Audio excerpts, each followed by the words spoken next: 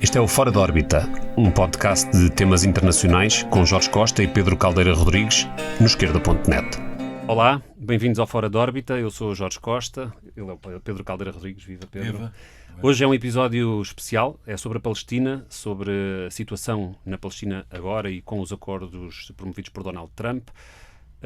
Mas é especial também porque temos connosco duas convidadas, é o primeiro programa em que temos pessoas convidadas. Temos connosco a Giulia Daniele, ela é a diretora do Observatório de Estudos da Palestina, o OPAL, que funciona no ISCTE, é também a subdiretora do Centro de Estudos Internacionais do ISCTE. O OPAL é o primeiro observatório sobre Palestina numa universidade na União Europeia e ela vai estar aqui connosco para discutir a situação atual e a sua perspectiva sobre o futuro da luta do povo palestiniano e da situação no Médio Oriente. Connosco também a Dima Mohamed, uma cara bem conhecida de todos os que acompanham ou participam no movimento de solidariedade com a Palestina. Ela é académica, professora universitária e está connosco, participa, já tem publicado no Esquerda.net alguns artigos e está aqui hoje connosco também para esta conversa. E começamos pelo ponto da situação em Gaza desde o cessar-fogo. Muita coisa aconteceu, é verdade que Gaza desapareceu do noticiário, ou pelo menos deixou de ter a preponderância que tinha até à assinatura dos acordos, mas começaria, Dima, por colocar a primeira questão, que cessar-fogo é este, dado que continuam a morrer palestinianos todos os dias em Gaza e fora de Gaza também? Obrigada, Jorge. Obrigada, Pedro. É difícil começar com isto, porque não é um cessar-fogo. Os palestinianos não só continuam a morrer, continuam a ser mortos por Israel, por bombas, continuam a ser proibidos de ter os básicos da vida humana. Então, Israel continua a controlar o que entra dentro da faixa de Gaza, medicamentos não entram, tendas não entram, a comida essencial não entra. Estamos a falar do menos de 10% da comida que devia ter entrado até agora, que conseguiram entrar. A questão não é também por acaso. Israel nunca queria cessar o fogo. O cessar o fogo foi a palavra imposta para fazer a resistência palestiniana basicamente parar com esperança de algo no futuro, mas todos sabíamos já que os termos do cessar-fogo do plano Trump, que passou já ontem no Conselho de Segurança da ONU, não é um cessar-fogo. Israel continua a ocupar, Israel continua a matar por bolas, mas também a matar por doença, por não permitir, pelo bloqueio que já estava a matar a Gaza há quase 20 anos. A situação humanitária é terrível, mas ao mesmo tempo que o cessar-fogo é permanentemente violado, na Cisjordânia a violência também cresceu brutalmente nos últimos tempos. Giulia, como é que observas esse recrudescimento, que aliás nunca parou, não esteve tão sob os holofotes como agora está, mas essa violência dos colonos e até que ponto as promessas que agora nos últimos dias Netanyahu vem fazendo de que vai pôr cobro a essa violência são genuínas? Enfim, já aprendemos que Netanyahu mente cada vez que abre a boca, mas como é que encaras a evolução dessa violência também fora de Gaza e nos territórios da Cisjordânia? Obrigada pelo convite. Em primeiro lugar, eu queria só salientar uma coisa do que estava a dizer a Dima, que estamos a falar de uma destruição física, sim, mas estamos a falar no final de destruição social, de uma inteira população. Isso significa que realmente não temos mais edifícios, não temos mais infraestruturas, mas ao mesmo tempo também é isso mesmo, ou seja, todas as instituições que tivemos, instituições governamentais, instituições da parte para o lado da educação, por exemplo. Imaginamos, como acadêmicas, não, falamos de escolasticídio, a destruição completa de escolas, de todas as universidades na faixa de Gaza. Ou seja, isso foi mesmo sistemático e intencional por parte de Israel. E como disseste bem, não é apenas a situação agora, e concordo plenamente com a Dima sobre esta trégua, entre aspas, que não trata-se de uma trégua quando continuam a ser mortos palestinianos. Isso continua na faixa de Gaza e continua e está a incrementar, está a crescer muito também nos territórios ocupados. É isso o problema, é isso a situação dramática atual, porque também um genocídio não é uma coisa, não é um evento, mas um processo, ou seja, não é que é uma coisa que começa num dia, sim, mas faz parte de um projeto bem sistematizado pelo Estado, pelo regime sionista, e ao mesmo tempo não é só no contexto da faixa de Gaza, mas vai expandir-se nos territórios ocupados, como vimos nos últimos 2 anos. Então, em paralelo, o genocídio na faixa de Gaza e aumento da limpeza étnica nos territórios, limpeza étnica por parte do Estado de Israel, mas também, como disseste bem, por parte dos colonos. E que são estes colonos? Também é importante perceber a posição dos colonos, que são judeus que ilegalmente vivem nos territórios ocupados palestinianos e que são armados, que podem sair de casa com armas e atacar diariamente os palestinianos. Em particular, isso acontece em algumas partes dos territórios, por exemplo, foi agora conhecido a nível mundial o caso de Massafeh Yatta, mas não é o único caso. Estamos a sul de Al-Khalil, Hebron, nos territórios ocupados, e estes ataques dos colonos são completamente legalizados por parte do governo israelita. Isso é essa cumplicidade entre o governo... incluindo no abastecimento de armas. Exatamente. E também há toda uma justiça diferente entre os colonos, há regimes legais diferentes para os colonos que vivem legalmente nos territórios, os palestinianos que são sob ocupação militar. Posso acrescentar? Eu estava a ler ontem e um relatório da ONU fala de 264 ataques de colonos no mês de outubro só. Outubro passado. É um recorde. Um recorde mensal desde 2006. Então estamos a ver a violência dos colonos cada vez pior, e outubro é um mês especial por causa da colheita das azeitonas. Então, as oliveiras são prontas e as pessoas vão tentar fazer a colheita das azeitonas e não conseguem, porque são atacadas por colonos que são protegidos pelo exército. Isto que também que a Júlia estava a dizer, não é violência individual por parte dos colonos. Quando se fala dos colonos, os colonos estão a ocupar territórios ocupados desde 1967 ilegalmente na Cisjordânia, e apesar disso estão a ser protegidos sempre que vão em qualquer lugar a atacar a população palestiniana, particularmente nas aldeias e nos lugares menos protegidos. Então, isto e não é por acaso, porque há a política israelita que incentiva isso.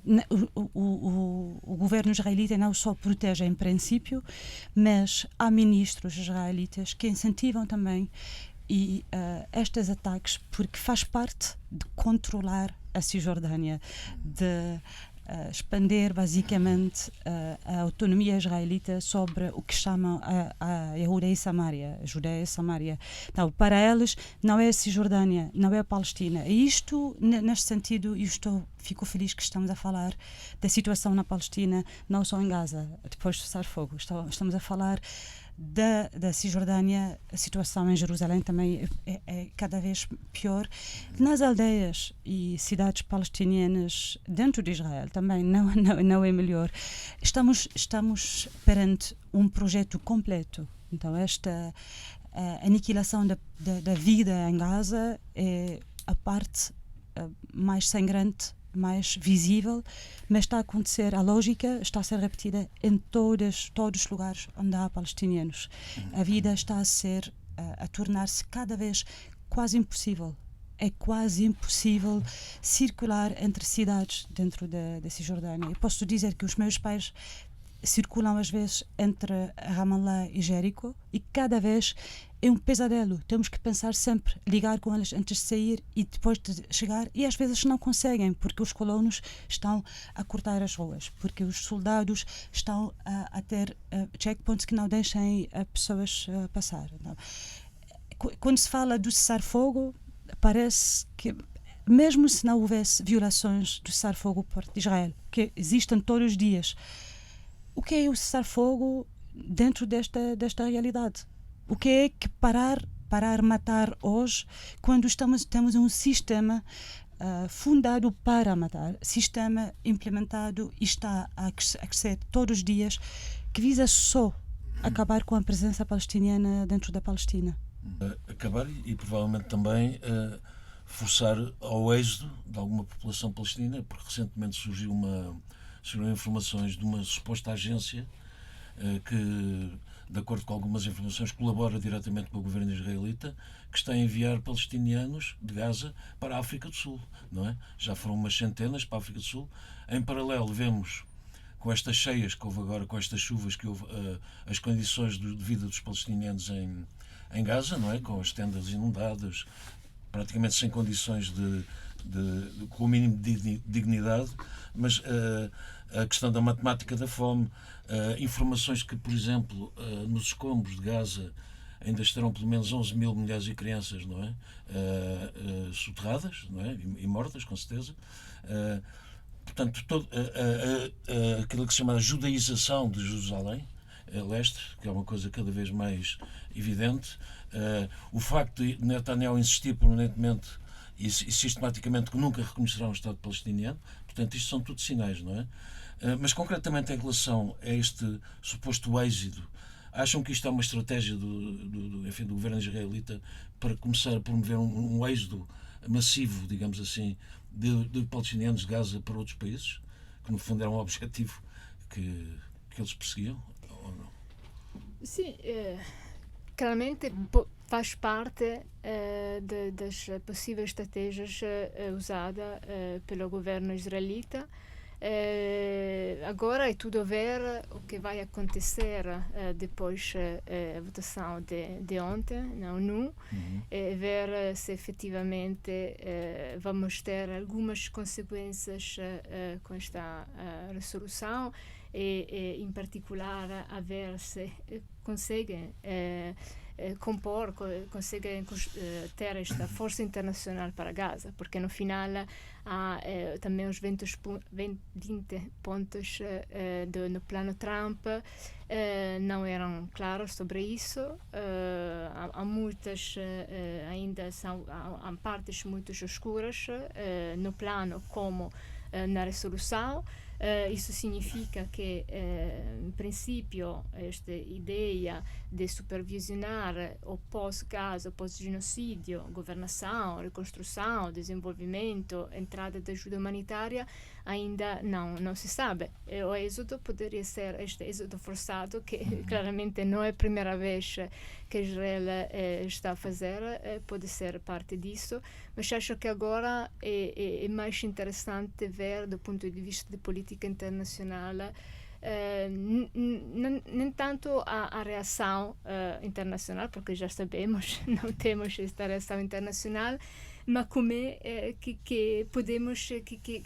que a comunidade internacional pode ainda continuar a usar estas palavras de cessar o fogo, de plano, de solução, porque já a história ajuda nisso, não? Vamos atrás, vamos aos anos 90 com os acordos de Oslo, vamos a Roadmap for Peace em 2003, ou seja, temos já muitos exemplos, muitos parecidos ao que estamos a ver.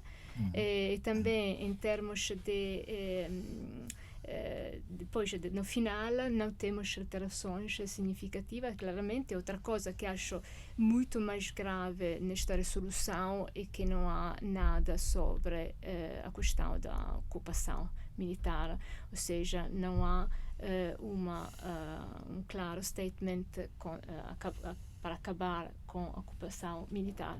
E isso não é uma novidade, mas uma vez, porque não falar da ocupação normaliza a ocupação, ou seja, parece que não há já mais uma ocupação, não há mais violação do direito internacional nos territórios ocupados, em Jerusalém Oriental. Então, isso acho que vamos ver nos próximos dias.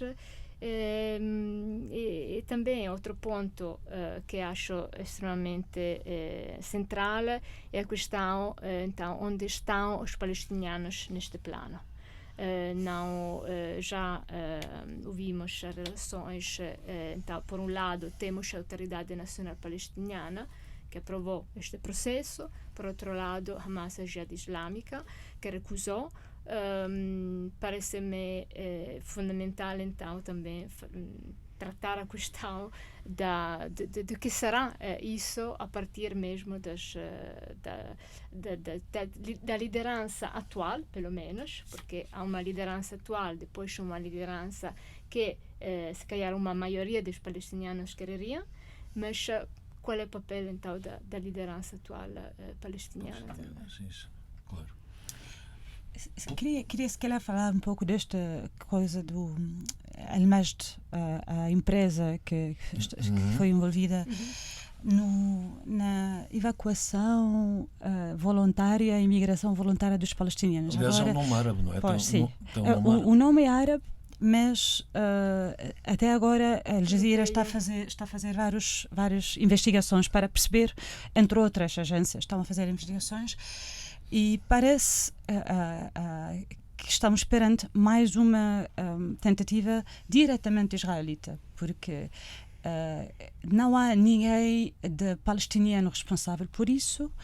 Há alguns nomes que estão a ser relacionados com esta empresa, mas ninguém está a prestar declarações. A única pessoa que foi identificada teve relações com o governo israelita. É um europeu que tem relações com... Mas o ponto é que estamos a ver uma outra tentativa de fazer um transfer. O plano de transfer que vimos durante 2 anos o que estava a acontecer em Gaza. A ideia é tentar apagar basicamente a presença palestiniana através de vários métodos. Estamos a ver a mesma coisa também nos campos de refugiados na Cisjordânia, no Muhayyam, no campo de Tulkarem, por exemplo, Ain Shams, no Tulkarem. Há um ano que as famílias, que a população do campo não pode viver no campo. Jenin é a mesma coisa. Estamos a falar de 70.000 pessoas que foram forçadas a sair das casas delas. São refugiados. Então, estas são pessoas que há 70 anos foram forçados fora das aldeias e hoje em dia estão a ser forçados fora dos campos. Para onde? Então, a situação que está a acontecer na Cisjordânia não é independente da violência dos colonatos. Porque é que os colonatos são violentos? Estão a fazer a vida impossível para que as pessoas, quando pudessem, saíssem da sua vontade.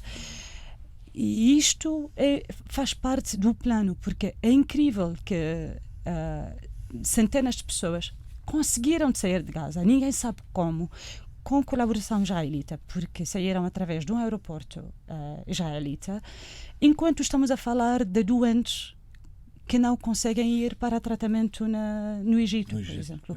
Estamos a falar aqui, posso referir o caso de um estudante palestiniano de Gaza que foi admitido na minha faculdade, na FCSH, e o Ministério de Negócios Estrangeiros sempre disse que é impossível evacuar o Tarek, enquanto há pessoas, centenas de pessoas, que são evacuadas. As entrevistas com estas pessoas são muito reveladoras do que está a acontecer, porque ninguém delas sabia para onde iam. E são pessoas que pagaram muito, pagaram mais de que milhares de dólares para sair. O que está a Acho acontecer... que a Al Jazeera até se referiu uma pessoa que pagou 6.000 euros. Exatamente, Ou entre uma 2 e família, 6 mil não é? por Pode ser. pessoa. Sim. Mas quando pensar nisso, este transfer, temos que pensar que isto também não começou agora, não começou com o genocídio. A ONU já disse há 10 anos que a faixa de Gaza ia ser inabitável. Não é adequada para a vida humana em 2020. Nós somos em 2025, depois de dois anos de genocídio. Quando estamos a pensar do transfer, a terra em Gaza, a terra não é adequada para a agricultura. Ontem vi um relatório que fala de 75% da terra não se pode ser usada para plantar nada. Não há edifícios para as pessoas, as casas, 90% das casas são destruídas. Então, estamos a acabar com as condições básicas da vida. E depois falamos de um cessar-fogo, depois falamos de acabar com a corrupção da autoridade palestina, porque estes são os termos do plano do Trump, de não dar autonomia para os palestinianos até os palestinianos mostraram capacidade de acabar com a corrupção. Então estamos a falar de milhares de pessoas mortas, dezenas de milhares de pessoas mortas por Israel. Israel agora está preocupada, o mundo diria, agora está preocupado com a corrupção. Aliás, o Donald Trump reagiu num Twitter, que é costume, à aprovação pelo Conselho de Segurança da ONU deste Conselho da Paz, que ele vai dirigir. Será ele a dirigir este Conselho da Paz. Disse que referiu-se a uma aprovação histórica na ONU que vai trazer a paz e a prosperidade a todo o mundo. Portanto, não é só à região da Palestina, mas este acordo, este plano, este Conselho de Paz irá espalhar a paz, impor a paz em todo o mundo, que é de facto uma afirmação. Faz parte da retórica do Faz Trump, parte da retórica, da não é? política internacional. Claro. Agora, de facto, acho que há uma questão, se me permites, uma questão fundamental, já que falaste nisso, sobre a autoridade palestiniana.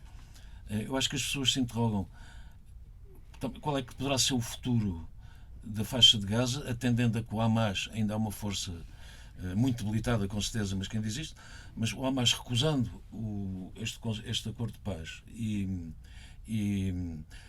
recusando a força de estabilização, que ainda não se sabe bem que países é que irão, fala-se na Indonésia, por exemplo, mas não se sabe o que é que poderá, quer dizer, isso não será mais um fator que possa justificar o prosseguimento desta barbárie, digamos assim, deste genocídio que está a ocorrer em Gaza, o facto do Hamas recusar este plano, porque considera a força de estabilização uma força de ocupação, que irá substituir as forças de ocupação israelitas, segundo eles.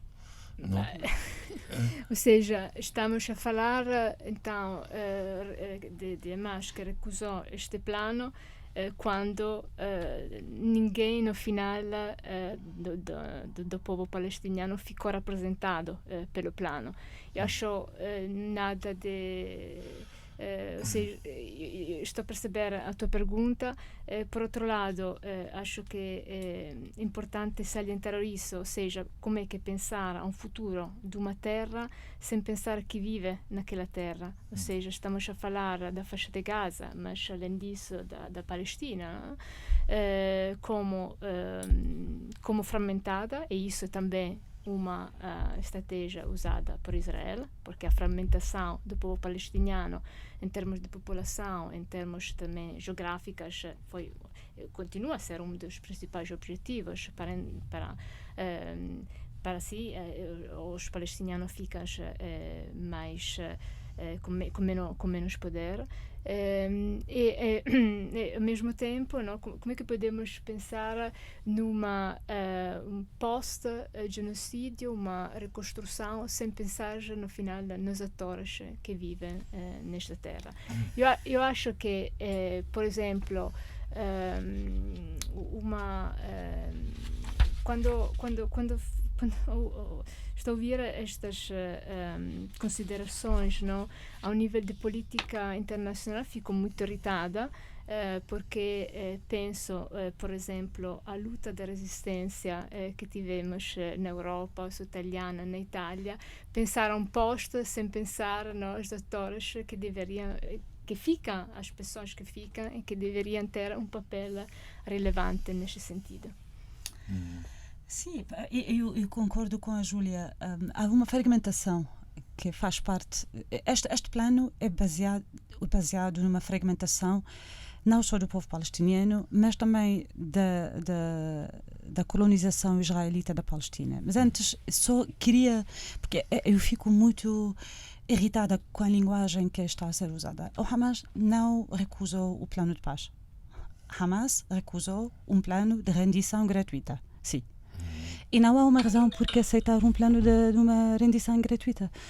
Depois de 2 anos de genocídio, além de 20 anos de bloqueio, além de 50 e tal anos de ocupação e de quase 80 anos de Nakba, a resistência palestiniana tem que desarmar. Israel o que tem que fazer? Nada. Então, esta não é, podemos chamá-lo o plano Trump. Eu sei que se chama o plano da paz, mas eu não referia, não usava a palavra paz para descrever isto. Eu diria a única resposta digna de qualquer resistência palestina, de qualquer palestiniano, de recusar este plano. Porque a Júlia já referiu isto, o mínimo de reconhecer que Israel é um poder ocupante e que tem que acabar com a ocupação. Isto não é uma exigência palestiniana, isto é a lei internacional. Então, a lei internacional, o mínimo da lei internacional, Israel tem que acabar com a ocupação da Palestina. E depois podemos falar do resto, mas não podemos ignorar totalmente o facto que Israel é um poder de ocupação militar. Israel matou pelo menos 70 mil pessoas. Nós não sabemos quantas. E isto em si já é. Como é que estamos a falar de não saber quantas pessoas foram mortas por Israel? Quantas pessoas foram assassinadas? Estamos sempre. Dói muito. E não é paz que vem, apesar. Depois de. Só para não falar muito do Trump, mas o Trump foi ao Knesset israelita em outubro e falou sem nenhuma vergonha dos Estados Unidos desenvolverem as melhores armas no mundo e com todo o gosto dar a Israel que fez o melhor uso deles. Então, paz. Acho que temos de também ter a capacidade, um mínimo de capacidade crítica e não falar, não foi feita uma proposta de paz. O que foi feito é uma proposta de rendição gratuita que foi recusada e na boa. Acho que se quiséssemos paz, temos que trabalhar para a paz. O mínimo para ter paz é reconhecer a injustiça, acabar com ela nos mínimos termos da lei internacional. Não estou a falar da ambição palestiniana, autodeterminação e acabar com a ocupação militar. Nada nisto está no plano. E por isso este plano não vai trazer paz. Não é porque Hamas não aceitou. Porque a liderança palestiniana no passado aceitaram propostas, na verdade, melhores do que esta, o Oslo, mas a lógica é igual. O que é proposto para os palestinianos é uma fase transitória em que Israel recebe tudo, os palestinianos nada, e depois violência acontece e vamos retroceder. É a lógica desde os acordos de Oslo. E não há razão agora para nenhum palestiniano, na verdade, de aceitar. Qual é que é a importância que tu atribuis, ou que vocês atribuem, à aprovação pelo Conselho de Segurança? Porque é verdade que os acordos estabelecem um novo status quo que corre o risco, como tu acabas de dizer, de se vir a transformar em definitivo, a situação transitória até se tornar definitiva porque algo estabelece como tal, mas a ONU, apesar de tudo, durante o genocídio foi a sede de uma crítica, foi a partir de onde se ouviu no plano internacional, se ouviram as vozes mais críticas, houve aprovações importantes na Assembleia Geral das Nações Unidas, o secretário-geral das Nações Unidas foi tendo posições, António Guterres, importantes, já para não falar do papel da Albanesa e outros. Então, o facto de ser no Conselho de Segurança das Nações Unidas que este acordo se legitima, como é que vê a importância que essa aprovação, que conta com o aval não só da parte israelita, mas também da autoridade palestiniana de Mahmoud Abbas e dos países árabes, até que ponto hoje os palestinianos foram deixados muito mais isolados politicamente? Ou seja, o desenlace do genocídio, o desenlace que ainda não terminou e que está em curso neste preciso momento, mas, digamos, este novo momento depois do cessar-fogo anunciado, até que ponto é que ele não vem criar o fruto disto não é o isolamento do genocida, mas sim o isolamento do povo de Gaza? Acho interessante esta pergunta, porque então estamos a falar sim da ONU, mas são diferentes órgãos. Claro. Porque uma coisa é o Conselho de Segurança, uma coisa é a Assembleia Geral, depois os relatores, ainda outra coisa, o Secretário-Geral. Então, é significativo ver como, por exemplo, as resoluções passadas na Assembleia Geral foram em favor e muito em solidariedade com o que estava acontecendo, em solidariedade com o povo palestiniano, enquanto o Conselho Geral, onde temos claramente o papel dos Estados Unidos, o principal aliado de Israel, ou que passou resoluções com veto, ou agora que está a aprovar este plano.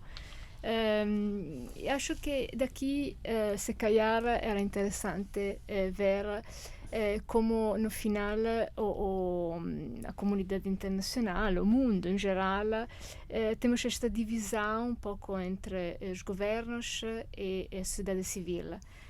Vimos nos últimos 2 anos não está mesmo a simetria, a distância entre o que os governos continuam a fazer, ou seja, continuam a apoiar o governo de Israel e a política genocida na faixa de Gaza, mas ao mesmo tempo, lentamente, claro, não foi de um dia para o outro, mas a sociedade civil a nível mundial era também uma coisa bastante significativa ao nível europeu. Era alguma década, se calhar, que a sociedade civil europeia não estavam assim fortes, também tendo em comum alguns pontos de diferença, mas conseguiam ter estas coligações a nível internacional em favor, em solidariedade com o povo da Palestina. Acho que o mesmo discurso pode ser feito, claramente,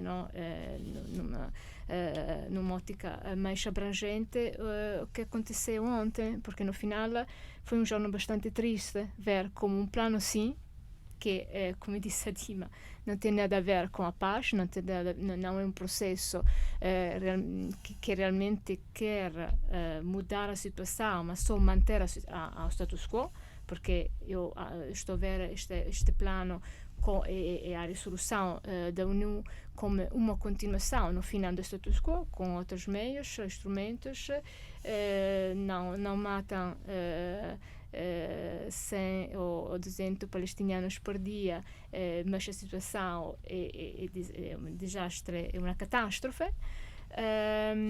E ao mesmo tempo, por outro lado, o papel de uma sociedade civil internacional, de uma mobilização a partir da base, que foi muito importante em alguns momentos críticos durante os 2 anos, e que acho que também mudou um pouco a visão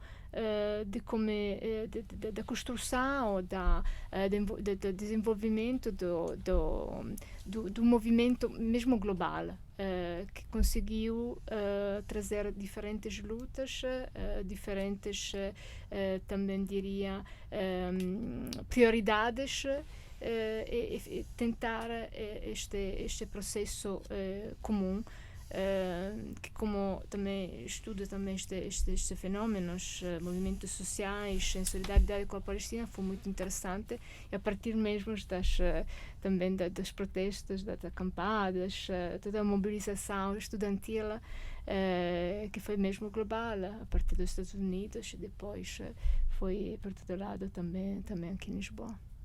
A questão da Grande Israel, o projeto do Novo Médio Oriente, se lida com estes acordos e com esta aprovação no Conselho de Segurança da ONU? Ou seja, até que ponto é que a aprovação deste plano se liga com ou permite retomar no ponto em que estava em 2023 o processo dos Acordos de Abraão, ou seja, da aproximação entre Israel e a Arábia Saudita e dos bons ofícios que os Estados Unidos vinham fazendo para normalizar as relações de todos os países árabes, incluindo o Egito, o Catar, a Turquia, que estava avançada também nesse contexto, de normalizar as relações entre esses países e Israel, coisa que foi interrompida depois pelo início do genocídio nesta fase de 2023, depois do 7 de outubro. Como é que achas que as coisas estão articuladas? São muito ligadas. Na verdade, o que estamos a ver agora é exatamente a implementação. O Trump voltou à visão dela de antes. Então, não é nada novo. E neste sentido, se calhar, queria olhar também para o que aconteceu ontem na ONU, no Conselho de Segurança, através disto. Porque eu não diria que, como a Júlia disse, a Assembleia Geral tem sempre sido crítica com voz mais justa em relação à Palestina. O Conselho de Segurança, nunca. Nós sabemos porquê. Porque os poderes que são no Conselho de Segurança representam, numa maneira, uma ordem mundial que é problemática. É verdade que o que aconteceu ontem no Conselho de Segurança é uma reflexão do estado do mundo, onde em vez de responsabilizar Israel, em vez de sancionar Israel, é dar uma prenda para Israel, basicamente. E a prenda é exatamente o que estás a perguntar agora, Jorge, a grande Israel, porque este governo israelita tem sempre sido assim, mas este governo israelita tem sido explícito sobre a grande Israel. Israel, o plano da grande Israel não é o feito deste governo, tem sempre sido, mas acho que também a situação no mundo, e temos que, quando pensar na Palestina, temos que pensar na retórica mundial.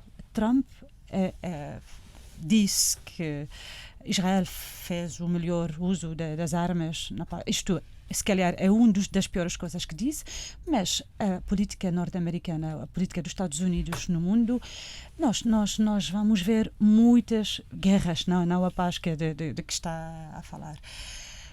E uma parte importante quando se pensa nisso é a retórica. Acho que que é muito diferente entre esta administração e as administrações anteriores é não tentar jogar o jogo da retórica como nós sabíamos o jogo. Então, dizer coisas assim tão claras e aceitar pela primeira vez, então expor basicamente o plano. O plano de Israel tem sempre sido a grande Israel. Não é a Cisjordânia e não é a Palestina, na verdade. A grande Israel inclui a ocupação de outros países árabes. E, neste sentido, falar da normalização, quando se fala da normalização das relações entre Israel e o mundo árabe, estou sempre a pensar como é que se pensa que podemos normalizar a colonização. Porque Israel é um projeto colonial. Como é que a Síria, o Líbano é ocupado hoje por Israel? Estão a construir um muro, aliás, agora, não é? Sim. Então, hoje há tropas israelitas na Síria e no Líbano. Então, o Egito é uma outra história por muitas razões históricas, mas o plano de grande Israel, na verdade, o plano que tem sempre sido o plano dos governos israelitas, e agora é explícito, ministros falam exatamente disso, é a maior ameaça a qualquer paz no Médio Oriente. Há várias razões porque os governos de alguns países árabes têm interesse em relações normalizadas com Israel, e basta olhar para o Sudão para perceber também. Temos interesses imperialistas, temos interesses de colonização e temos aliadas de interesses entre Israel e algum dos países. Se isto vai ser travado ou não, particularmente agora também pensando na tua pergunta sobre o significativo de ontem, eu não sou muito otimista. Eu acho que, se calhar, as coisas não vão melhorar antes de piorar muito, muito mais. Então, eu tenho muito medo e eu acho que é capaz de acontecer que nós vamos viver o tempo de ver a grande Israel. Que o mundo não vai parar, não vai travar Israel. Mas, ao mesmo tempo, voltando para este grande afastamento entre os povos, a sociedade civil e os poderes que estão a governar o mundo, eu acho que isto não vai durar também. Então, eu acho que temos visto nos últimos anos, 2 anos particularmente, uma consciência global incrível, anticolonial, que percebe exatamente o que está a acontecer na Palestina. Infelizmente, ainda não está a conseguir influenciar a política. Mas isto não vai ficar assim até sempre. Então, Grande Israel e o novo Médio Oriente pode acontecer, sim. Acho que é capaz de nós vivemos até ver isto acontecer, mas espero viver a ver o que vai acontecer depois também. Sim, acho que era interessante esta ideia, ou seja, de reformular a ideia de Grande Israel como esta fusão entre o sionismo religioso e o judaísmo ortodoxo, porque historicamente os judeus ortodoxos eram antisionistas.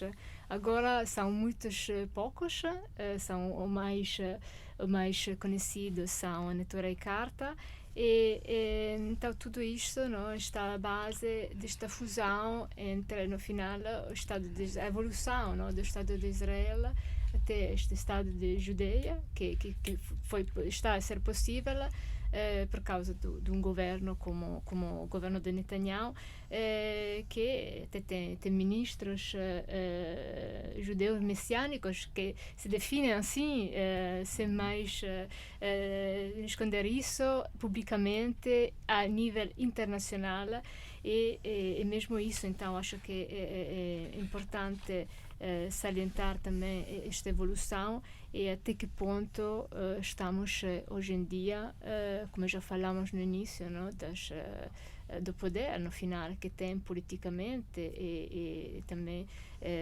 a liberdade de fazer o que querem os colonos messiânicos que vivem neste grande Israel, neste Estado de Judeia. Cumprir o serviço militar, não era? Exatamente.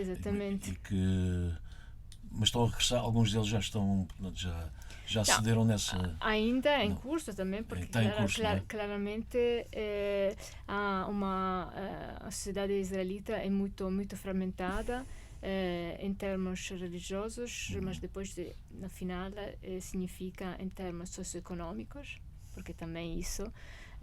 não, temos esta divisão principal entre os judeus de Ashkenazim e Mizrahim, que não é só uma questão étnica, é uma questão mesmo socioeconômica, porque os Ashkenazim são uma minoria em termos demográficos, mas continuam a ter liderança, pelo menos a ter principais poderes.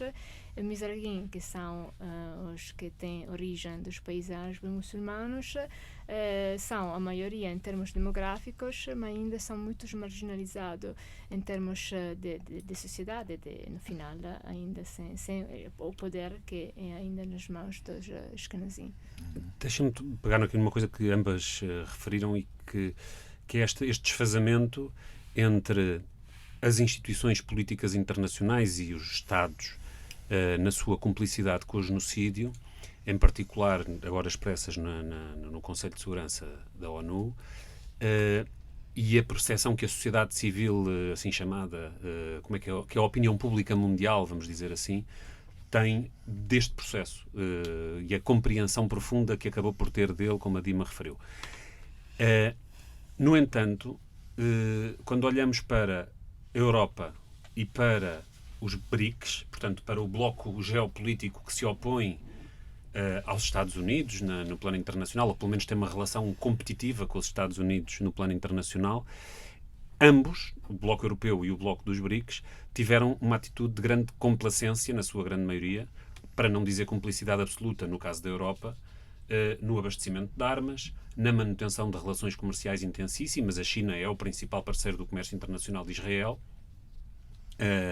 A Rússia continua a manter relações militares com Israel, de abastecimento e de compra de material militar.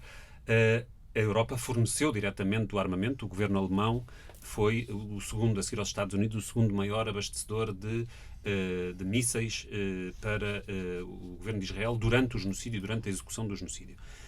Quando olhamos para isto e para a ausência total de qualquer sanção contra Israel no fim destes anos de genocídio, estava a começar a discutir-se a suspensão do acordo de cooperação entre a União Europeia e Israel quando o início destas negociações interrompeu esse processo, portanto, deixou logo de se falar sobre essa suspensão. Em face disso, como é que vocês avaliam, qual é a vossa avaliação sobre a maneira como o impacto que isto tem na Europa, sobre a legitimidade da Europa como reserva moral da defesa dos direitos humanos? Eu estou a usar os termos que as instituições europeias e os governos europeus usam. Não são os meus termos, são os termos deles. Mas também, qual é a legitimidade, ou de outra maneira, qual é a forma como pode ser visto o bloco das potências, China, Rússia, Índia, que se mantiveram impassíveis durante todos os anos do genocídio, enquanto alternativa, ou como visão do mundo alternativa à dos Estados Unidos. Como é que vocês veem os impactos na Europa e nestes blocos e na leitura internacional destes 2 anos? E nesse aspecto, até nos Estados Árabes, uma das notícias que mais me impressionou durante o ataque em larga escala de Israel a Gaza foi barcos israelitas ancorarem em portos da Argélia. O que é extraordinário, sendo a Argélia, quer dizer, um país que teoricamente deveria ser o mais solidário pela causa palestiniana, não é? É surpreendente isto, não é? Claro, pronto, não sei, nem sei bem como definir a posição, ou a não posição da União Europeia. A complicidade, sim, porque claramente que não fala, não quer ouvir, não quer ver, depois fica cúmplice. Eu acho que nestes 2 anos foi muito claro e foi mais uma vez esta assimetria entre os governos ou instituições, assim, dizemos instituições no caso da União Europeia e as pessoas comuns, a sociedade civil. Em particular, estou a referir-me a esta ideia de double standards, ou seja, 2 pesos, 2 medidas, que foi clara até os meus estudantes na licenciatura, no mestrado. Era uma coisa que não a primeira coisa que foi visível para todas as pessoas, como é que também está claramente nesta situação, nesta construção da União Europeia, não se pode chegar a nenhum lado em termos políticos, porque imagina, só pedir a unanimidade dos Estados-membros e as diferenças entre elas, diferentes políticas, mas também imaginamos países, estou pensar em pelo menos 3 países que foram os principais nesta discussão: Alemanha, Itália e Hungria, com os governos atuais, com o passado, em particular no caso da Alemanha, mas não só. Ou seja, como é uma inação por parte da União Europeia, mas sabemos que claramente, não tendo este papel político a União Europeia, mas os Estados-membros sim, muitos foram cúmplices. Falamos antes, também mencionaste relatores especiais da ONU, estou a falar da relatora especial sobre a situação de direitos humanos nos territórios ocupados, Francesca Albanese. O último relatório dela, que intitula-se Gaza Genocide Collective Crime, ou seja, como que foi possível, porque na verdade é um genocídio em frente de nós, através das redes sociais, 24 horas por dia. Como foi possível tudo isso? Não se pode dizer de não saber. E acho que claramente isso também reflete muito a dificuldade interna e a uma União Europeia que não consegui ter, que não conseguia, não quis ter nenhum papel nesse sentido, porque claramente diferente foi no caso da Ucrânia e em relação a toda a solidariedade com o povo ucraniano. Em relação aos outros países, no BRICS temos também aqui uma variedade, como na União Europeia, mas se pensarmos apenas, por exemplo, já falamos da China, da Rússia, então o que podemos dizer em relação à Índia? Ou seja, estamos mesmo a falar de potências ao nível mundial, que têm muitos outros interesses que não são claramente interessados à questão humana das pessoas, de um povo, neste caso o povo palestiniano. A história, mais uma vez, ensina isso, ou seja, como também os países árabes nunca foram ativos ou tiveram muitas relações, claramente, em particular a questão dos refugiados palestinianos, mas nunca tiveram um papel numa possível solução. E hoje em dia estamos a ter uma situação muito parecida também com os outros países. Uma nota, se calhar, diria que era importante também sublinhar, mas claro, aqui sempre no contexto internacional, que a Rússia também sugeriu um plano, uma solução um pouco diferente, onde há uma voz um pouco mais para os palestinianos, ou seja, tenta dar um pouco mais e também fala nesta resolução de um Estado palestiniano, coisa que, por exemplo, ainda não há no outro. Em relação a isso, além do que a Júlia disse, gostava de destacar a diferença. Se calhar, se falássemos ao nível da União Europeia, é um desastre. Mas há governos europeus que tinham posições dignas. Posso referir a Espanha, a Irlanda, a Eslovénia. E acho que isto não é só para não cair no desespero, porque é importante, mas a Júlia também falou disso. Há interesses económicos, políticos, que podem explicar muito bem o que é que está a acontecer, porque que há este desfazamento entre a opinião pública, diria, e as decisões feitas ao nível da tomada de decisões. Mas eu acho que é importante, apesar disso, não cair de desespero, mas também perceber que estamos num momento da história muito feio. E não se pode explicar o que é que está a acontecer na Palestina sem aceitar isso, aceitar que estamos a ver retrocessos em relação aos direitos. A Declaração Universal dos Direitos Humanos aconteceu depois de um desastre mundial.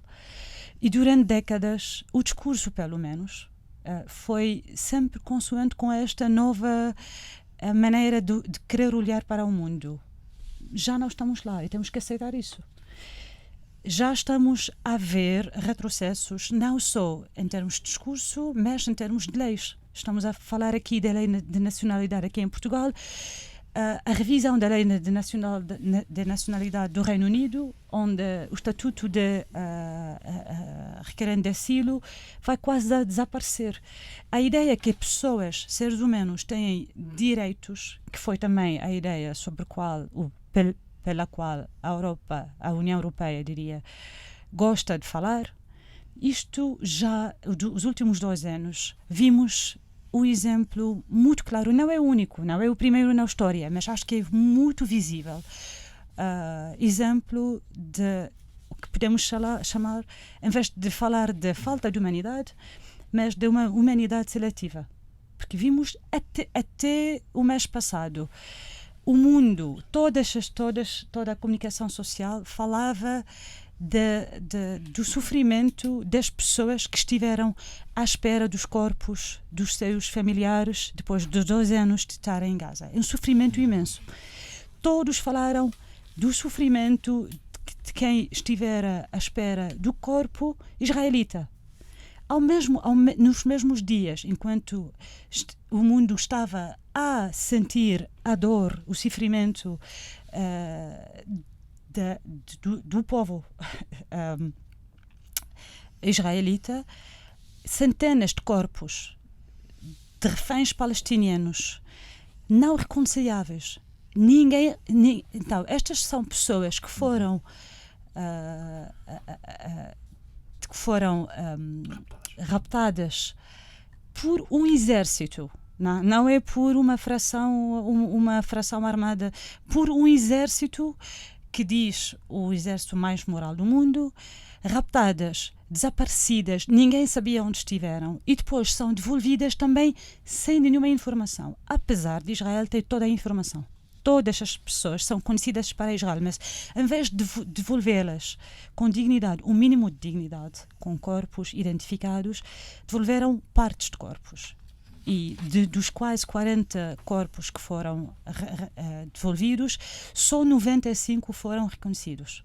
Os outros, mais de 300 corpos de palestinianos, foram enterrados em valas comuns porque ninguém conhecia. As famílias foram durante dias a tentar reconhecer algo de um corpo. Então, eu estou a falar disso porque acho que temos que também ver o mundo para o que o mundo é. Há uma humanidade seletiva que, na verdade, fica muito bem com o colonialismo. Então,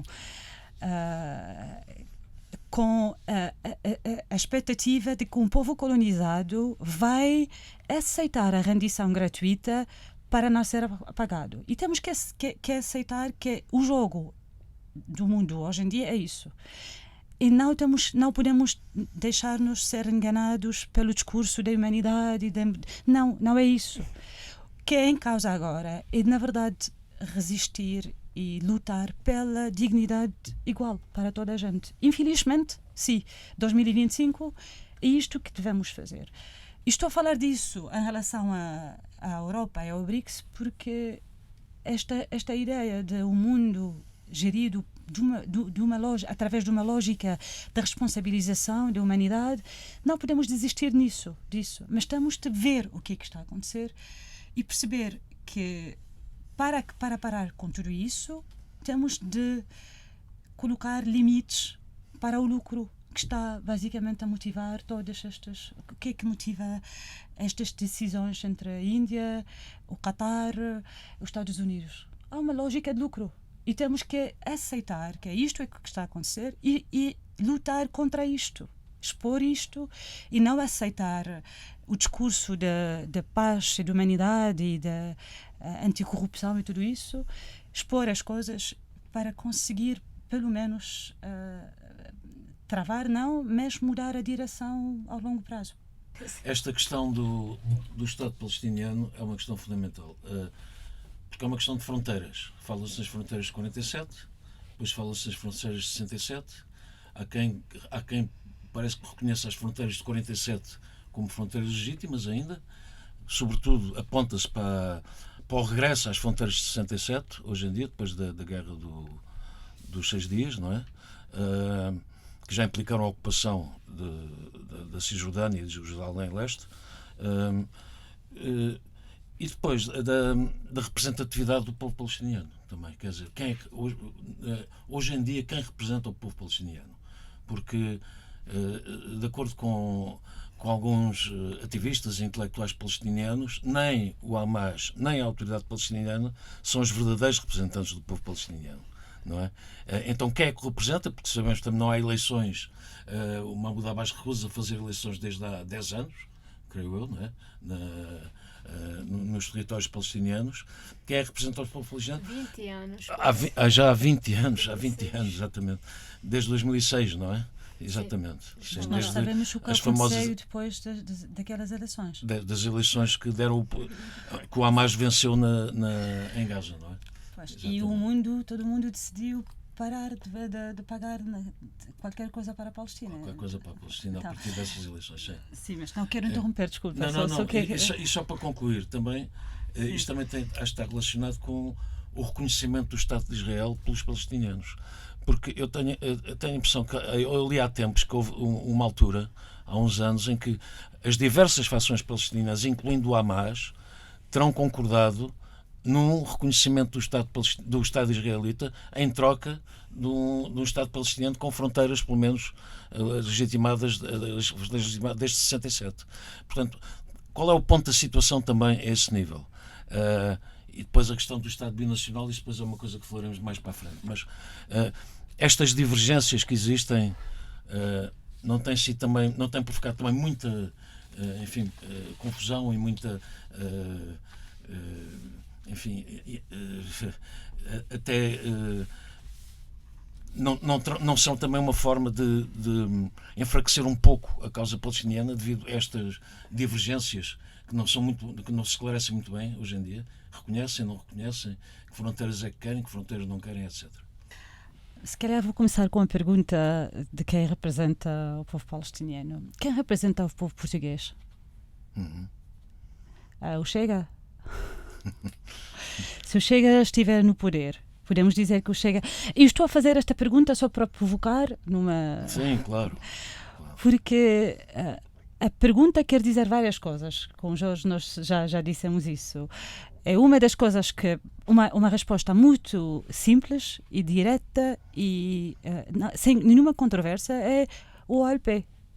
O OLP representa o povo palestiniano. Oficialmente isto não mudou e não há razões para mudar. O OLP continua a ser o único representante legítimo do povo palestiniano. O OLP reconheceu o Estado de Israel, ponto.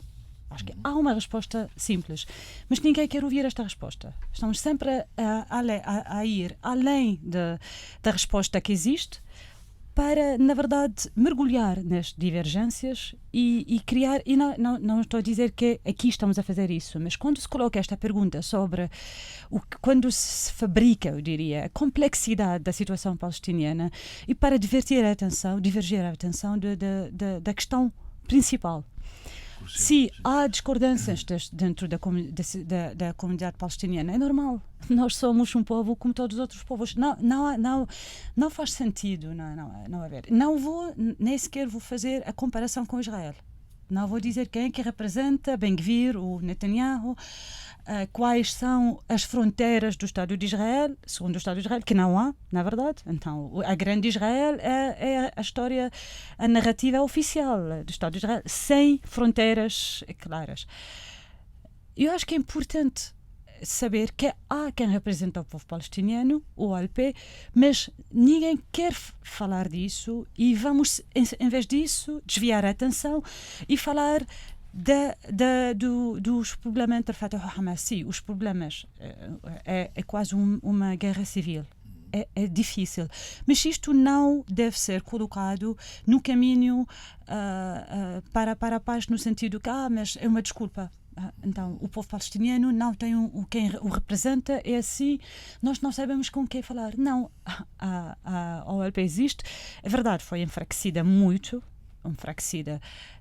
a propósito, não por acaso, mas continua a existir e dentro do OLP há frações palestinianas, partidos políticos palestinianos. Então, há uma diversidade dentro do OLP.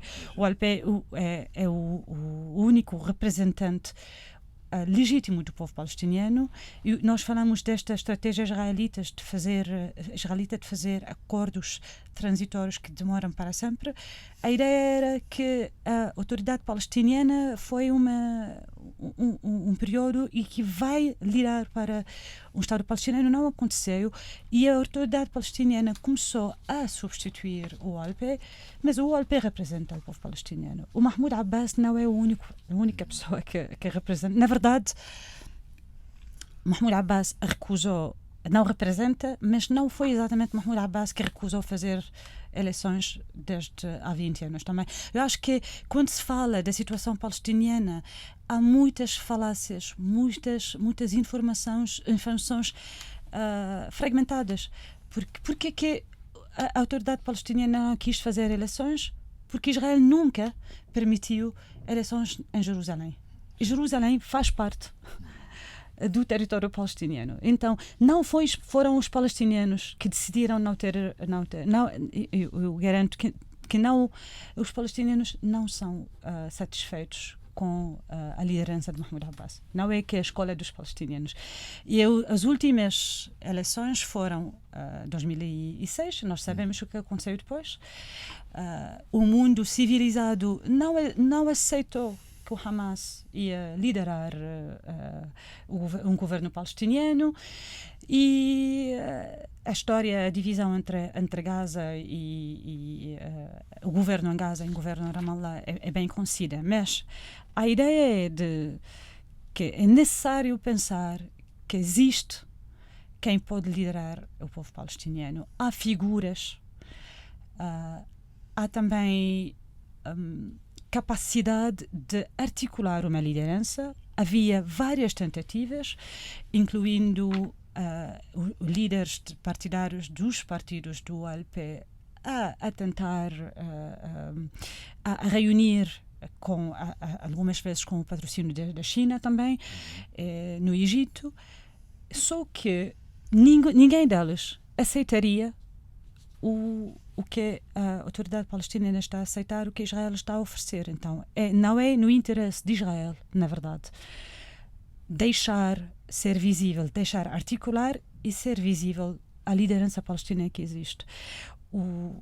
Nós podemos, se calhar, já falar do Marwan Barghouti, porque quando se fala da liderança palestiniana, um dos nomes mais presentes é do Marwan Barghouti, o líder do Fatah, que fica preso desde 2002, um membro do Parlamento palestiniano desde 1996, um deputado que foi raptado, basicamente, e está preso desde 2002, em condições miseráveis. A família dela está com muito medo que Israel tente assassinar o Marwan dentro da prisão. Nós todos vimos o vídeo do Ben-Gvir a ameaçar, a ir lá ameaçar dentro da prisão.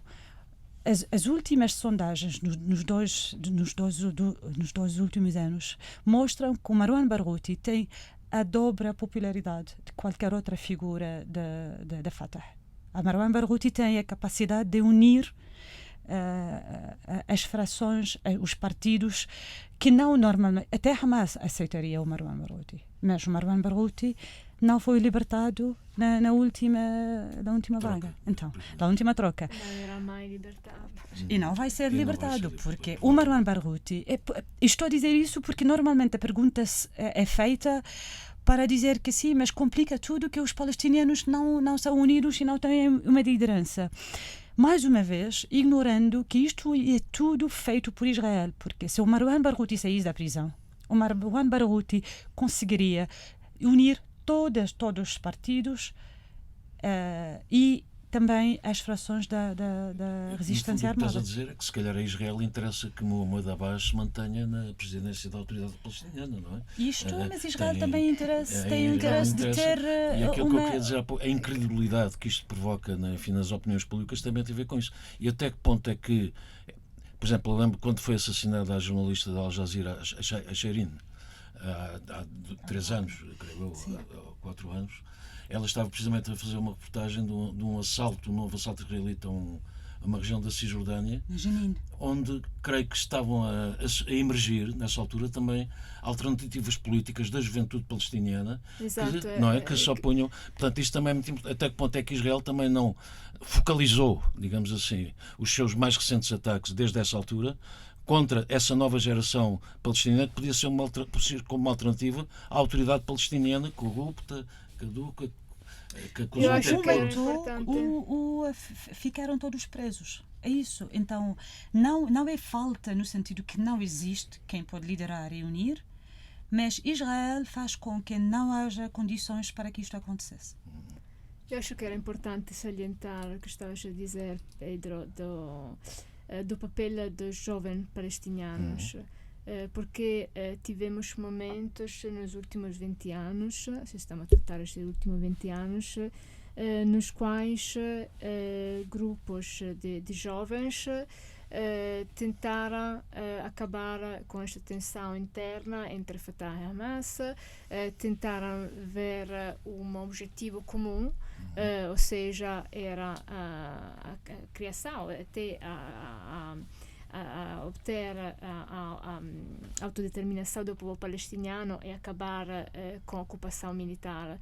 E tivemos, por exemplo, em 2011, durante as primaveras árabes também nos territórios ocupados, e também a grande marcha do retorno em 2018 foi também um momento muito importante de esta coesão, desta coligação interna entre jovens, mas em particular tentando de ir além das divisões políticas.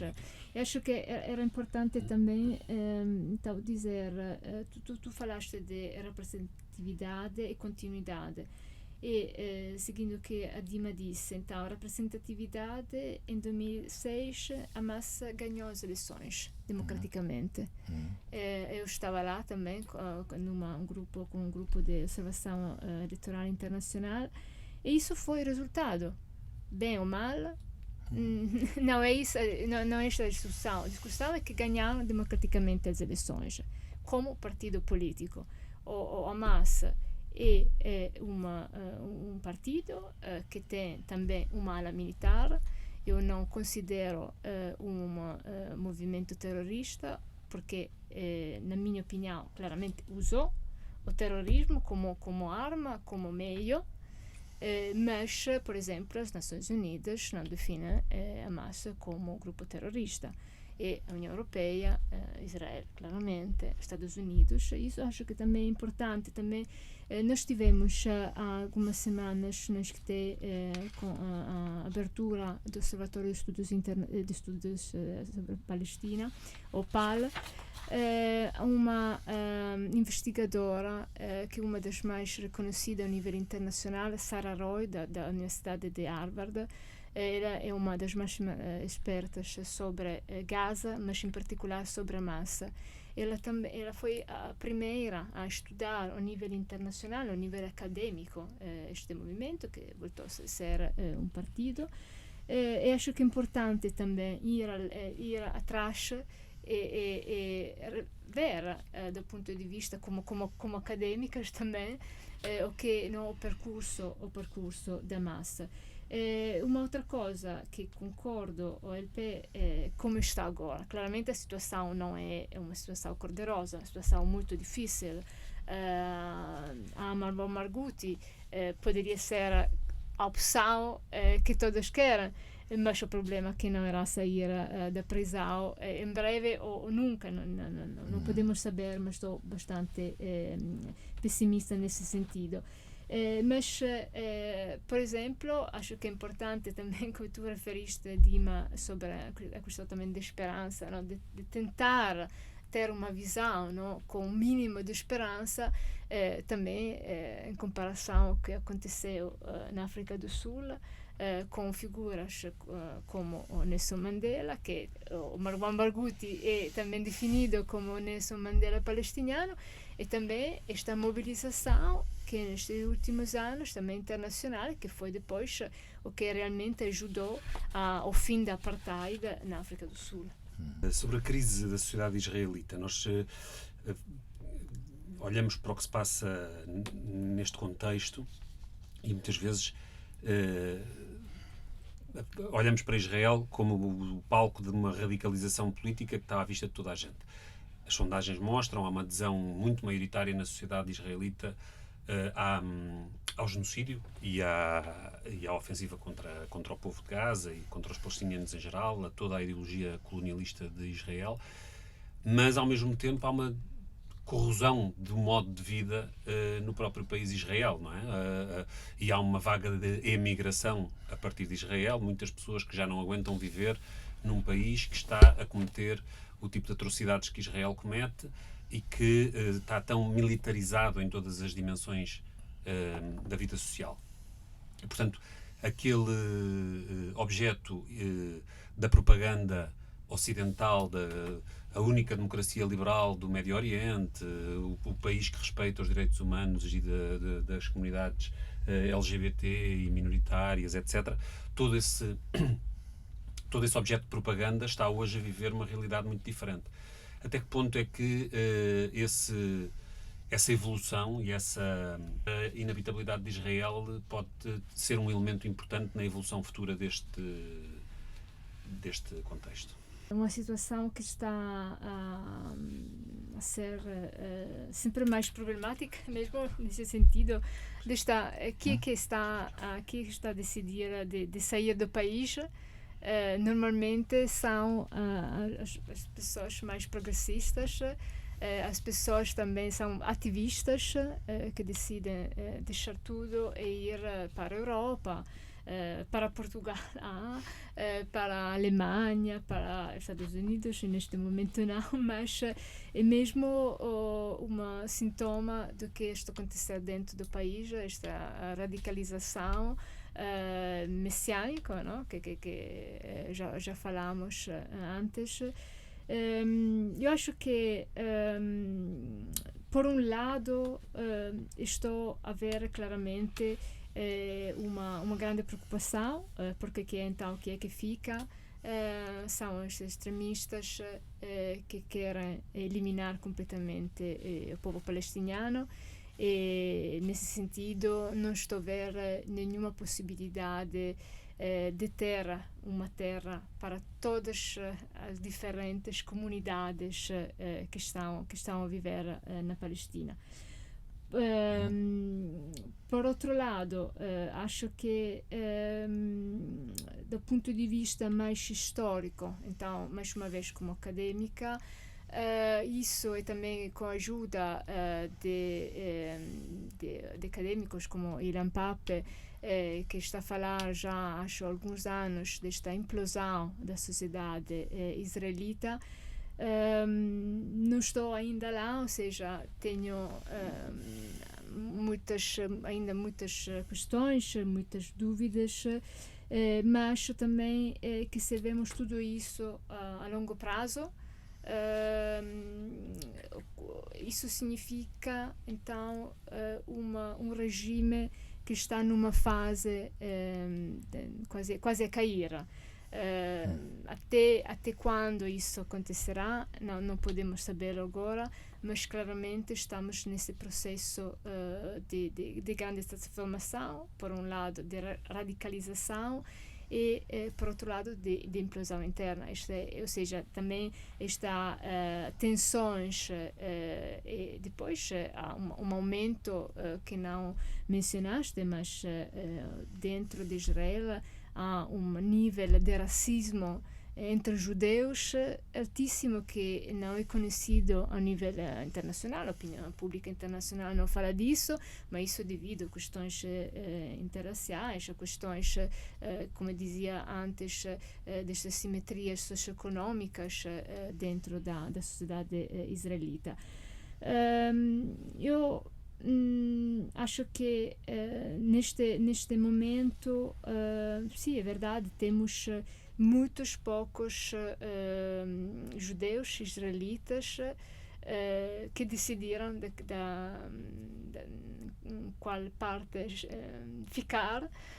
São muitos poucos. Estamos realmente falando de dezenas de pessoas que quase a conhecer pessoalmente, que lutaram, que continuam a lutar em solidariedade com o povo palestiniano contra os genocídios. São muitos poucos também porque temos então uma dimensão completamente alterada do que é a sociedade israelita também pelos mídias. No sentido que, por exemplo, todos os protestos contra o governo Netanyahu no final tiveram como objetivo principal a questão da refancha, questões internas e não relacionadas com os palestinianos. Isso também é importante, quando invece a nível de opinião pública internacional estes protestos, manifestações vinham descritas como a favor da paz, mais uma vez de conciliação e tudo isso. Isso não acontece, ou seja, os israelitas pensam para o que está a acontecer dentro do Estado de Israel, e há realmente esta minoria de pessoas que tentam ter essa visão, mas além disso, então ver a complexidade da terra da Palestina. Isso liga-se com a questão dos dois Estados, de alguma maneira, não é? Com o debate sobre que estavas a aflorar já na tua intervenção. Até que ponto, qual é a atualidade, Dima, que tu vês nesse debate hoje em dia? E quando olhamos para a maneira como está a ser visto no plano internacional o genocídio e para a impunidade que está a ser imposta agora no contexto deste acordo e até desta votação no Conselho de Segurança, parece que o debate sobre a definição sobre se a solução para aquele território, se a solução para a Palestina é a sua divisão em dois Estados, um Estado judaico, um Estado árabe, ou um Estado binacional, porque esse debate parece fora da época, não é? Parece um debate estratosférico nesta altura do campeonato. Mas ao mesmo tempo, como até pela intervenção da Júlia agora colocava estas questões de um ponto de vista muito atual, não é? Sobre a questão da implosão de Israel, a questão da sustentabilidade possível ou não de uma teocracia mais reduzida ao fanatismo absoluto e ao atavismo e provavelmente com ambições do ponto de vista do seu próprio desenvolvimento muito mais contidas e muito mais limitadas à questão religiosa. Como é que tu vês a atualidade deste debate sobre a questão dos dois Estados ou a de um Estado binacional único em que judeus e palestinianos possam conviver pacificamente no futuro? Então, para mim, é muito óbvio, um Estado só é a única possibilidade no futuro. É a única opção que pode trazer paz. Dito isso, claro que não é que acho que isto pode ser implementado amanhã e vai ficar o sonho tornar realidade e todos vamos amar um outro e vamos viver.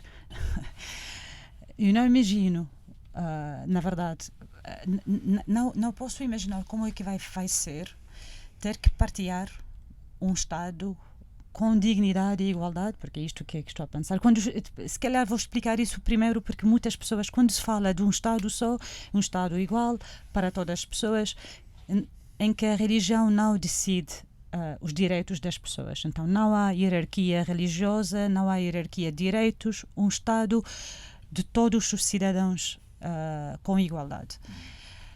E não é que imagino que vai ser fácil partilhar ser cidadãos do mesmo país com soldados que participaram no genocídio, por exemplo. Isto, quando penso nisso, e para ser totalmente realista, vai ser um dos grandes desafios.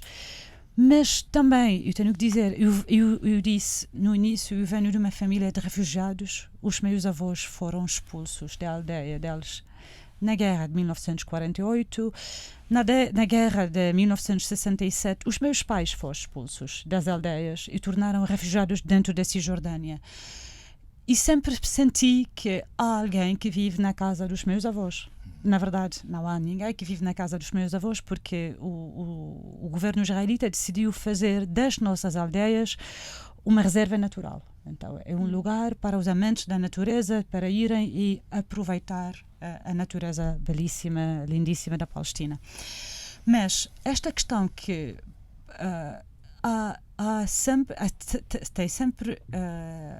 nós, os palestinianos, temos sempre tido este obstáculo, este desafio, que como é que vamos viver num Estado só com os colonos que tiraram as nossas terras, e não só, tiraram as nossas vidas. O meu avô foi os meus avós foram enterrados no cemitério do campo de refugiados. Então a vida toda foi tirada da geração delas, da geração dos meus pais, e não sei para quantas mais gerações. Estou a dizer isso para dizer que quem fala do Estado único não é por naivete, não é porque nós não sabemos o que é. Mas, apesar de tudo isso, apesar de eu também preferir não ter como vizinho alguém que foi matar crianças na faixa de Gaza e depois voltou a mostrar os vídeos disso, ou alguém que fica todos os dias a humilhar as pessoas nos checkpoints na Cisjordânia. Não quero ter estes como vizinhos, claro que não, mas não há outra alternativa. A história não se desfaz, infelizmente. Não podemos desfazer as décadas de colonialismo, e não vejo outra solução a não partilhar esta terra entre nós e eles. E quando estou a dizer entre nós e eles, estou a dizer, mais uma vez, com base na igualdade total.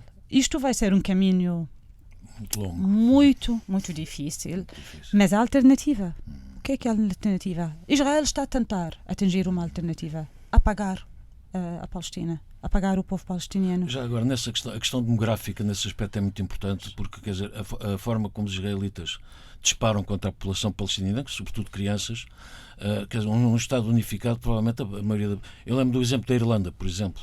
Os católicos da Irlanda diziam aos republicanos da Irlanda do Norte, diziam: nós vamos ser maioritários na Irlanda do Norte, ainda somos minoritários, mas vamos ser maioritários, e isso pode implicar a unificação da Irlanda.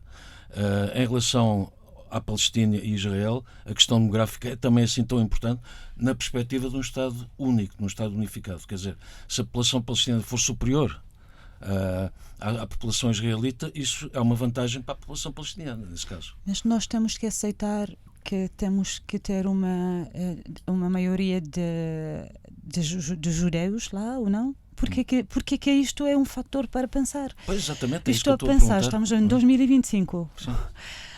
E não é que seria aceitável, mas temos uma população indígena, há algumas pessoas judeias, outras cristãs, outras muçulmanas, e há quem não pertence a nenhuma religião. E estamos a aceitar uma lógica importada de fora da região para nos dizer que neste pedaço de terra deve ser sempre uma maioria judeia. Porquê? Pessoalmente não vejo nenhuma razão para aceitar isso.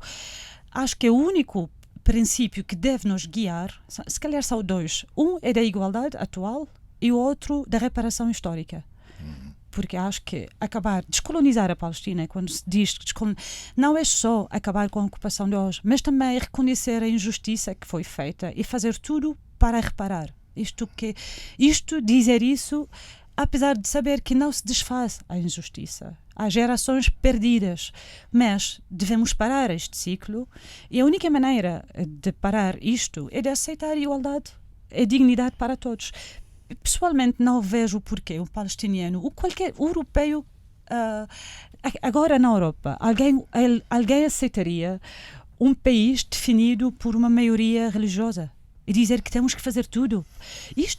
Esta lógica que Israel tem conseguido impor no mundo, como é que em 2025 estamos a dizer que mas temos que tomar em consideração, quando pensamos no futuro, que devemos sempre manter uma maioria de qualquer coisa? Não. Pessoalmente, eu acho que parte da resistência também é recusar esta lógica colonialista de hierarquia de seres humanos. E não, isto é por isso que eu diria, fácil não é fácil. Eu já antes disse que eu vejo a grande Israel acontecer antes do que um Estado só. Mas nós não podemos desistir deste imaginário político e resistir e lutar para que isto torne realidade. E também nesse sentido, em relação ao Estado único, claramente será muito importante ter esta discussão interna do povo palestiniano, porque temos muitas diferentes perspectivas. Claramente, que vive na Cisjordânia tem diferentes prioridades de que está na diáspora ou está agora os palestinianos de 48 que estão dentro de Israel ou Jerusalém Oriental. Então acho que esta discussão irá partir exatamente, já tivemos alguns exemplos, não, de projetos conjuntos antes do 7 de outubro, mas claramente a prioridade agora é acabar o genocídio e o fim da ocupação. Isso é a prioridade. Depois podemos começar a falar e a pensar no processo de transição, de reparação histórica, como fizeram também outros contextos, como África do Sul, Ruanda. Assim. Foi o Fora de Órbita. Muito obrigado às duas, Giulia Daniele, Dima Mohamed, professoras universitárias, ativista palestiniana Dima Mohamed, Giulia Daniele como diretora do primeiro observatório sobre a Palestina numa universidade da União Europeia, o Observatório de Estudos da Palestina no ISCTE. Pedro, ficamos por aqui. Em breve encontramos-nos novamente para mais um Fora de Órbita com outras conversas, outros convidados. Até breve. Obrigada.